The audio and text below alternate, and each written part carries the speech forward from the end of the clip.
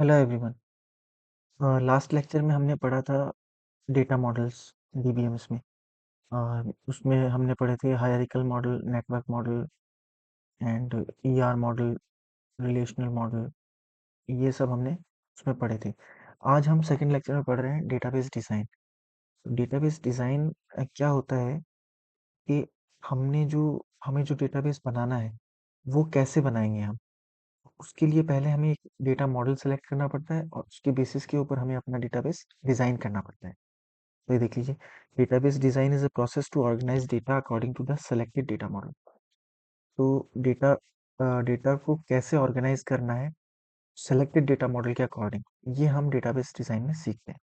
First of all, database designer determines what data must be stored and how the data element integrated.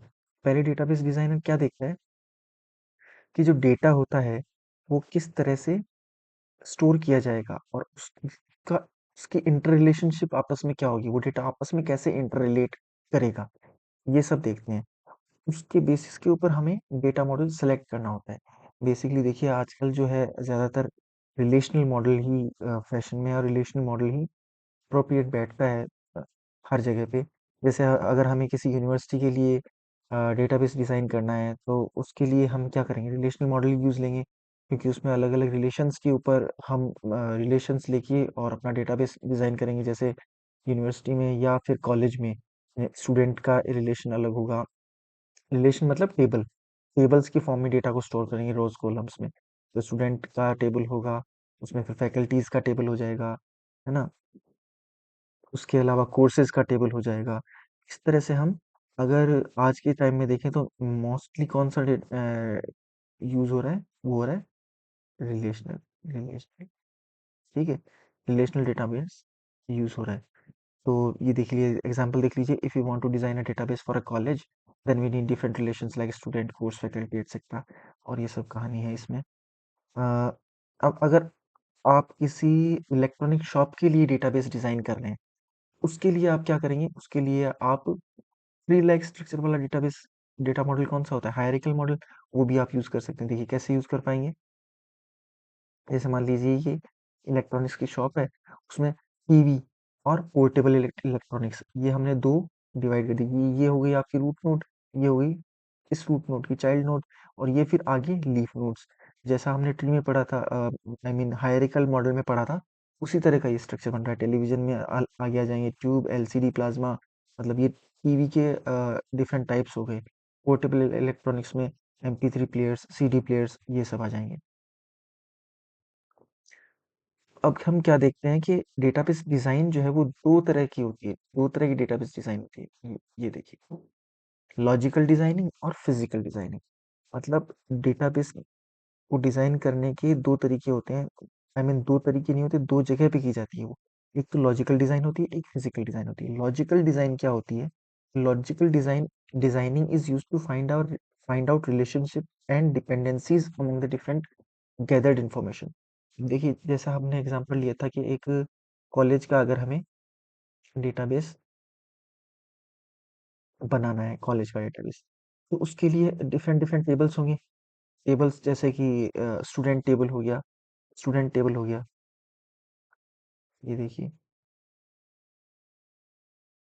Student table हो गया, ठीक है। और course table हो गया, ये मान लीजिए कोर्स टेबल हो गया, ठीक है। और इसी तरह से फैकल्टी टेबल हो गया, फैकल्टी रिलेशनशिप, ये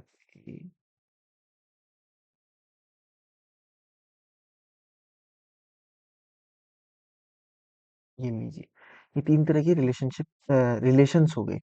अब हमें क्या देखना पड़ेगा कि लॉजिकल डिजाइनिंग में हमें देखना पड़ेगा कि ये स्टूडेंट टेबल जो है वो कोर्स टेबल से किस तरह से रिलेटेड है, कोर्स टेबल जो है वो फैकल्टी से किस तरह से रिलेटेड है। इनके अंदर वन टू वन रिलेशनशिप है या वन टू मैनी रिलेशनशिप है, या क्या है क्या नहीं है, ये सब चीजें हमें देखनी पड़ती हैं लॉजिकल डिजाइनिंग में। और उसके बिहाफ पे, उसके अकॉर्डिंग हम अपना डेटाबेस डिजाइन करते हैं। सबसे पहले तो हमें यही देखना पड़ेगा कि कितनी तरह की टेबल्स बनेंगी, तो वो हो गई डिफरेंट गैदर्ड इन्फॉर्मेशन। अब उन इन्फॉर्मेशन के बीच में रिलेशनशिप क्या होंगी वो सब हमें देखना पड़ेगा। तो ये इस तरीके से हमें लॉजिकल डिजाइनिंग में अपना काम करना पड़ता है। और फिर लॉजिकल डिजाइनिंग के लिए हम अलग अलग डेटाबेस ले सकते हैं, जैसे कि एसक्यूएल सर्वर, है ना। और अ, और भी दूसरे तरीके, जैसे माई माई सीक्वल हो गया, ओरेकल हो गया, ये सब ले सकते हैं। इसमें देखिए एग्जांपल के लिए क्या ले रहे हैं हम, in relational database like SQL server. SQL server relational database है। Storage objects are tables. Tables क्या होती हैं? स्टोरेज ऑब्जेक्ट ऑब्जेक्ट्स जो हमने ये फैकल्टी, कोर्स, स्टूडेंट, ये सब हमने क्या बनाए? Storage tables. ये ऑब्जेक्ट्स जो होते हैं ये टेबल्स के रूप में रहते हैं। और रिलेशन उस या टेबल्स को रिलेशन भी बोल सकते हैं। और डेटा स्टोरेज में कैसे होता है? रोज एंड कॉलम्स में होता है। तो लॉजिकल डिजाइनिंग में हमें यही देखना पड़ता है कि हमें कौन कौन सी तो इन्फॉर्मेशन गैदर करनी है, और उन इन्फॉर्मेशन के बीच में रिलेशनशिप्स क्या है। बेसिकली आजकल, जनरली आजकल जो है रिलेशनल डेटाबेस ही चल रहा है, और वही ज्यादातर यूज होता है। और इसके बाद में आता है फिजिकल डिजाइन। फिजिकल डिजाइन क्या होता है? कि फिजिकल डिजाइन वो होता है कि जहाँ एक्चुअल में डेटा स्टोर किया जाता है। जैसे हमारा लैपटॉप है, कंप्यूटर है, उसमें डेटा कहाँ स्टोर किया जाता है? उसमें डेटा हार्ड डिस्क में स्टोर किया जाता है। हार्ड हार्ड डिस्क में हार्ड डिस्क में डेटा स्टोर किया जाता है। और हार्ड डिस्क में जो डेटा स्टोर होता है वो हम डायरेक्ट उसको एक्सेस कर लेते हैं। लेकिन अगर किसी सर्वर पे डेटा स्टोर करना है, जैसे कि यूट्यूब का जो सर्वर है या गूगल का जो सर्वर है, उसका डेटाबेस कहाँ स्टोर हो रहा है, तो वो किस तरह से किस हार्ड ड्राइव में होगा, या फिर किसी और एक्सेस और मीडिया में स्टोर किया जाएगा, वो कहाँ स्टोर किया जाएगा, वो सब चीजें किस में आती हैं? फिजिकल डिजाइनिंग में आती हैं। Data storage media is determined here in this physical designing process. In this process we must away with the following. इसका मतलब क्या हुआ? कि डेटा स्टोरेज किस मीडिया में स्टोर किया जाता है, किया जा रहा है, ये हम डिटरमाइन किस में करते हैं? फिजिकल डिजाइनिंग में। और फिजिकल डिजाइनिंग का काम करते वक्त हमें इन सब चीजों का ध्यान रखना पड़ता है। फर्स्ट क्या है? सिक्योरिटी। मतलब हमारी जो हार्ड ड्राइव है, या जो फ्लैश ड्राइव है, जो भी हमारी स्टोरेज मीडिया है, वो सिक्योर कितनी है, वो सिक्योर है कि नहीं, इस चीज़ का ध्यान रखना पड़ता है। फिर रेप्लिकेशन ऑफ डेटा, हमें ये ध्यान रखना पड़ता है कि हमारा डेटा कितनी बार रेप्लिकेट हुआ है। कितनी बार रेप्लिकेट होने का मतलब ये है कि हमने एक कॉपी जो डेटा की रखी है, वो कितनी जगह पे है। In the case of damage, और मतलब डेटा खराब होने की स्थिति में, या ऐसी कोई सिचुएशन में हम हमारे डेटा को रिकवर कर पाएंगे या नहीं कर पाएंगे, ये सब हमें ध्यान रखना पड़ता है। हाई अवेलेबिलिटी ऑफ डेटा, मतलब हमारे जैसे कि पहले हार्ड हार्ड डिस्क आती थी, आजकल क्या आती है? आजकल पहले हार्ड ड्राइव आती थी, अब आजकल जो है वो एसडीडी आती हैं, एसडीडीज आती है ना। तो वो ज़्यादा फास्ट होती हैं। तो इसी तरह से डेटा को ऐसी ड्राइव्स में स्टोर को करिए करना चाहिए हमें, जहाँ से डेटा एक्सेस बहुत आसानी से और बहुत जल्दी हो पाए।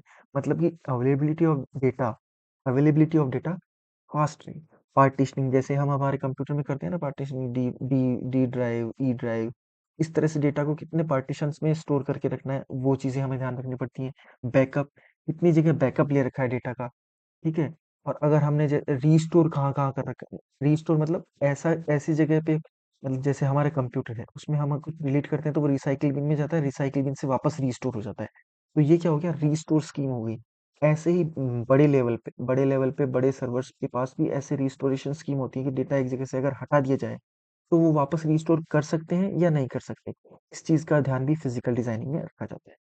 अब आगे आता है डेटा एब्स्ट्रैक्शन या डेटा एब्स्ट्रैक्शन लेयर्स। ठीक है। डेटा एब्स्ट्रैक्शन क्या होता है? कि डेटा एब्स्ट्रैक्शन बेसिकली एक एपीआई होती है। एपीआई आप जानते हैं, एप्लीकेशन प्रोग्रामिंग इंटरफेस, जो कि क्या करती है, which facilitates the communication between a computer application, और कंप्यूटर एप्लीकेशन बोल लीजिए, सॉफ्टवेयर बोल लीजिए, and database like SQL server, MySQL, Oracle, SQL. इसमें देखिए क्या होता है कि जैसे यूजर है, मैं आपको एक और डायग्राम से समझाता हूँ। चलिए, चलिए रहने दीजिए अभी। ये देखिए, ये कोई है यूजर, ये है सर्वर, और ये है डेटाबेस। ये मान लीजिए ये डेटाबेस, ठीक है। Sorry,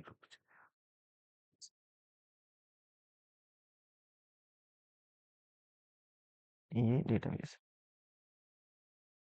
अब देखिए, अब ये क्या करता है, ये एक एपीआई होती है, डेटा एब्स्ट्रैक्शन और डेटा एब्स्ट्रैक्शन लेयर्स, ये एपीआई है जो कि क्या करती है, यूजर यहाँ से ये यूजर का कंप्यूटर है, इसमें कोई प्रोग्राम है, जैसे कि गूगल, गूगल से हमने कुछ सर्च किया, तो गूगल से सर्च किया तो क्वेरी कहाँ जाएगी, यहाँ पे, ये सर्वर है, और ये डेटाबेस है, डेटाबेस है। यहाँ से क्वेरी जाएगी यहाँ पे, और ये क्वेरी यहाँ पे एग्जीक्यूट होके और इस डेटाबेस को एक्सेस करेगी। तो यूजर के बीच में और डेटाबेस के बीच में सर्वर के ऊपर जो एपीआईज काम करती हैं, वो होती है डेटा एब्स्ट्रैक्शन। आई बात समझ में? ये जो एपीआई होती है वो होती है डेटा एब्स्ट्रैक्शन लेयर्स या data abstraction APIs. In the process of data abstraction, we hide unwanted और irrelevant details. डेटा एब्स्ट्रैक्शन में हम क्या करते हैं, हम यही तो करते हैं कि यूजर से जो है वो डेटाबेस को छुपाया जाए। छुपाया क्यों जाए, कि बहुत सारी चीजें होती हैं, सिक्योरिटी भी होती है, और यूजर क्यों अपना दिमाग लगाए इतना कि डेटाबेस कहाँ है, कैसा है, क्या कर रहे हैं। जैसे कि आप फेसबुक को एक्सेस करते हो, डेली फेसबुक एक्सेस करते हैं हम लोग। फेसबुक में एक्सेस करते हैं तो क्या होता है, फेसबुक पे हम अपना यूजर नेम पासवर्ड डालते हैं, और वो क्वेरी जाती है सर्वर पे, सर्वर से वो एग्जीक्यूट होकर डेटाबेस में मैच होता है, फिर हमारे पास उसके डेटा आता है। तो इसी तरह से गूगल सर्च, ये देखिए एग्जांपल बता रखा है गूगल सर्च, इसी तरह से गूगल सर्च में होता है। एब्स्ट्रैक्शन का मतलब क्या होता है, एंड यूजर को कुछ पता नहीं होता है कि डेटाबेस कहाँ पे स्टोर है, डेटाबेस में क्या है, डेटाबेस का मॉडल क्या है, वो किस तरह से काम कर रहा है। उसको क्या होता है, डायरेक्ट उसका एंड रिजल्ट मिल जाता है। ये होता है डेटा एब्स्ट्रैक्शन। अब एब्स्ट्रैक्शन के लेवल जो होते हैं वो कितने होते हैं, तीन होते हैं। कौन सा? Physical level, conceptual level and external level. Physical level पे क्या होता है, फिजिकल लेवल पे डेटा किस तरह से स्टोर किया किया हुआ है, फिजिकल लेवल पे डेटा किस तरह से स्टोर किया हुआ है, ये सब चीजें रहती है। कंसेप्चुअल लेवल पे जैसे कौन सा हम डेटाबेस यूज कर रहे हैं, जैसे ओरेकल यूज कर रहे हैं, माई सीक्वल यूज कर रहे हैं, या कौन सा यूज कर रहे हैं, उन सब की क्वेरीज, यानी कि डीबीए जो होते हैं वो यहाँ पे बैठे होते हैं। डीबीए, डेटाबेस एडमिनिस्ट्रेटर जो होते हैं, कौन से लेवल पे होते हैं, डीबीए, डेटाबेस एडमिनिस्ट्रेटर और प्रोग्रामर्स, वो सब कंसेप्चुअल लेवल पे होते हैं। वो क्वेरी लिखते हैं, टेबल्स बनाते हैं, है ना, कि और फिजिकल लेवल से डेटा को किस तरह से एक्सेस करना है। एक्सटर्नल लेवल ये होता है व्यू लेवल, या एक्सटर्नल लेवल बोल लो इसको, ये व्यू लेवल होता है। यहाँ पे एंड यूजर रहता है। एंड यूजर यहाँ से कोई रिक्वेस्ट डालता है, वो यहाँ पे कंसेप्चुअल लेवल यानी सर्वर पे जाती है, और फिजिकल लेवल यानी कि डेटाबेस वास्तव में फिजिकल लेवल पे जाती है, डेटाबेस वास्तव में जहाँ स्टोर है वहां से वो डेटा उठ के आता है और वापस एंड यूजर को दिखाई।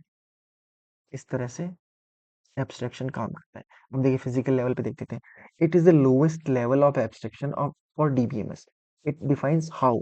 अब आपको ये ध्यान में रखना है, बस जहाँ पे ये आ जाए, क्वेश्चन पूछ लेते हैं कभी कभी, how the data actually stored, how the data actually stored, ये कहाँ पे होता है, ये होता है फिजिकल लेवल पे। हाउ का मतलब क्या हो गया, डेटा किस तरह की ड्राइव में स्टोर्ड है, हार्ड ड्राइव में है, या फिर कोई फ्लैश ड्राइव में है, या किस तरह की ड्राइव में डेटा स्टोर है, डेटा स्टोर कैसे किया जा रहा है, वो क्या होता है, physical level. At this level we define data structures to store data and access methods used by the database. ठीक है। नेक्स्ट आता है कॉन्सेप्चुअल लेवल और लॉजिकल लेवल। नेक्स्ट है, एक थोड़ा और जूम कर देता हूँ मैं इसको, कंसेप्चुअल लेवल और लॉजिकल लेवल। जैसा कि मैंने बताया था, कंसेप्चुअल लेवल ये हाँ फिजिकल लेवल के ऊपर होता है, ये मिडिल लेवल होता है। ठीक है। और यहाँ पे क्या होता है कि व्हाट डेटा इज स्टोर्ड, यहाँ पे ये देखो व्हाट जहाँ पे आ जाए तो वहाँ पे कंसेप्चुअल लेवल होता है। व्हाट डेटा इज स्टोर्ड मतलब कि डेटा, क्या डेटा स्टोर किया हुआ है। जैसे कि अगर अपने, जैसा अपन ने एग्जांपल लिया था कि किसी कॉलेज के लिए डेटाबेस डिजाइन करना है, तो डेटा स्टोर किया क्या गया है। जैसे स्टूडेंट टेबल है, स्टूडेंट टेबल में स्टूडेंट्स के नाम, उनके रोल नंबर, आईडी, ये सब आएंगे। तो ये डेटा स्टोर किया हुआ है, ये कहाँ पे स्टोर होता है, कॉन्सेप्चुअल लेवल पे। कॉन्सेप्चुअल लेवल पे हमें ये देखना होता है कि क्या डेटा स्टोर किया हुआ है। और फिर लास्ट वाला आ जाता है व्यू लेवल। व्यू लेवल पे आपको पता ही है, एक्सटर्नल सबसे बाहर वाला लेवल होता है, जहाँ पे एंड यूजर बैठा होता है। एंड यूजर के पास, जैसे गूगल में आपने सर्च किया कि best YouTube channel for the programmer of for the preparation of RPSC programmer. आपने जैसे ये क्वेरी डाली गूगल में जैसे ये क्वेरी डाली, तो इस क्वेरी ये गया गूगल के सर्वर के ऊपर, ये सर्वर के ऊपर गया, सर्वर में जो डेटा एब्स्ट्रैक्शन की एपीआईज थी, उन्होंने इस क्वेरी को कन्वर्ट किया और डेटाबेस से जो भी डेटा इसके रिलेवेंट जो डेटा था वो उठाया, फिजिकल लेवल से डेटा उठा के, डेटा स्टोर से उठा के और अपने को शो करा दिया। तो व्यू लेवल पे या यूजर के लेवल पे ये सब किस में होता है, HTML CSS, इन सब में एक सिंपल सा वेब पेज ओपन होता है, और जिसको अपन फ्रंट एंड भी बोल देते हैं। इस तरह से ये तीनों लेवल्स काम करते हैं। अब इस डायग्राम से हम मैं आपको एक बार और ये क्लियर कर देता हूँ कि किस तरह से ये काम करता है। तो ये तो हो गया अपना व्यू लेवल। ये कौन सा हो गया, व्यू लेवल। चाहे आप लैपटॉप ले लो, चाहे आप डेस्कटॉप ले लो या मोबाइल ले लो, ये हो गया व्यू लेवल। व्यू लेवल से यूजर कुछ भी सर्च करेगा, जैसे गूगल में सर्च करेगा या अपनी फेसबुक आईडी में लॉगिन करेगा या यूट्यूब का कोई वीडियो सर्च करेगा, तो वो क्वेरी और वो जो भी कमांड है वो किस पे जाएगी, सर्वर पे जाएगी। सर्वर पे जाके और यहाँ पे जो लॉजिकल लेवल है, लॉजिकल लेवल पे या कंसेप्चुअल लेवल बोल लीजिए जिसको, वहां पे जाके वो एग्जीक्यूट होगी और एग्जीक्यूट हो जाएगी। उसके बाद में वो कहाँ जाएगी, फिजिकल लेवल पे। यहाँ पे एक्चुअली डेटा स्टोर किया हुआ है, यहाँ पे डेटा स्टोर किया हुआ है। यहाँ से उठ के डेटा यहाँ पे आएगा, फिर वापस आ जाएगा। जैसे आपने सर्च किया यहाँ पे, यूट्यूब पे सर्च किया आपने आरपीएससी प्रोग्रामर, तो यूट्यूब की क्वेरी, यूट्यूब के आरपीएससी प्रोग्रामर वाली कहाँ पे गई, इसके ऊपर गई, सर्वर पे। अब सर्वर पे एपीआईज थी, उन्होंने उसको ट्रांसलेट किया, उन्होंने उसको इंटरप्रेट किया और क्या किया, आरपीएससी प्रोग्रामर से रिलेटेड जो भी डेटा यहाँ पे इन डेटाबेस के फिजिकल लेवल पे पड़ा है, उसको उठा के लेके आए यहाँ पे, और यहाँ से अपने को वापस शो करा दिया यूट्यूब, अपने को लिस्ट ऑफ वीडियोस खुल के। इस तरह से डेटा एब्स्ट्रैक्शन काम करता है। और हमारे डेटा एब्स्ट्रैक्शन तीनों लेवल पे डेटा एब्स्ट्रैक्शन होता है। एंड यूजर को कुछ भी पता नहीं होता है कि डेटा कहाँ पे स्टोर है, कैसे स्टोर है, और उसके ये कौन से डेटाबेस मॉडल सेलेक्ट किए गए हैं, कौन सी ड्राइव सेलेक्ट की गई है, एक्सेट्रा। अब आता है डेटा इंडिपेंडेंस। डेटा इंडिपेंडेंस क्या होता है, डेटा इंडिपेंडेंस में कुछ नहीं होता है। डेटा इंडिपेंडेंस इतना सा है कि इतनी सी कहानी है इसमें कि एक लेवल पे डेटा में अगर कोई चेंज हो रहा है तो वो दूसरे लेवल पे रिफ्लेक्ट नहीं होना चाहिए, बस यही यही है। ये दो तरह की होती है, फिजिकल डेटा इंडिपेंडेंस और logical data independence. Physical data independence कहाँ पे होती है, फिजिकल डेटा इंडिपेंडेंस होती है फिजिकल लेवल और उसके बीच में, लॉजिकल लेवल के बीच में। और लॉजिकल डेटा इंडिपेंडेंस लॉजिकल और फिजिकल के बीच, व्यू लेवल के बीच में। ये आप कह लीजिए, फिजिकल डेटा इंडिपेंडेंस वो डेटा इंडिपेंडेंस है जिसमें क्या होता है कि अगर हम फिजिकल लेवल पे कुछ चेंज करें, फिजिकल लेवल पे अगर हम कुछ चेंज करें डेटा स्टोर करने के लिए, मान लीजिए आपने हार्ड ड्राइव में स्टोर कर रखा था, आपने आपकी हार्ड ड्राइव वो पुरानी हो गई, या आपकी हार्ड ड्राइव एक फिल हो गई पूरी, और आपने दूसरी हार्ड ड्राइव लगा दी, तो चेंज तो हो गया फिजिकल लेवल पे। लेकिन इसका मतलब ये नहीं है कि लॉजिकल लेवल में अपने जो पहले से क्वेरी चल रही है वो अब नहीं चलेंगी, वो भी चलेंगी, वो सेम क्वेरीज चलेंगी, और डेटा उठ के लॉजिकल लेवल पे भी जाएगा और व्यू लेवल पे शो भी होगा। लेकिन